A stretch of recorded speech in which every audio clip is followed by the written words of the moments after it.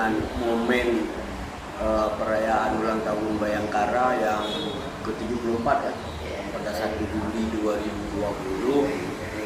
Saya selaku warga ya mungkin bisa berpesan beberapa hal kepada pihak kepolisian. Yang pertama, bahwa dengan hadirnya Kapolda baru di Aceh bisa menjadikan polisi ini adalah sebagai pengayom masyarakat yang memang sesuai dengan visi daripada misi pimpinan Kapolri sekarang. Kemudian semakin solid, semakin berinovasi di lapangan. Kemudian juga ada bimbingan-bimbingan khusus kepada masyarakat yang pimpinan Kapolri sendiri bisa meneruskannya melalui jajaran terbawah, yaitu Babinmas itu ya sekarang. Kemudian juga hal-hal yang lain, mengingat negara kita juga sangat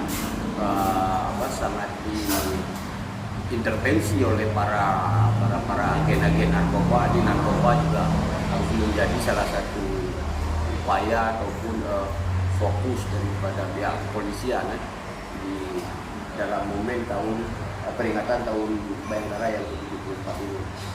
Dengan demikian kita bisa menyimpulkan bahwa di ulang tahun Bayangkara ke-74 ini pada 1 Juli 2020 mendatang ini polisi lebih pada Kantipmasnya lebih kondusif, masyarakatnya juga semakin produktif. Ada kerjasama yang baik antara kepolisian, masyarakat, dan juga berbagai elemen masyarakat atau stakeholder yang lainnya.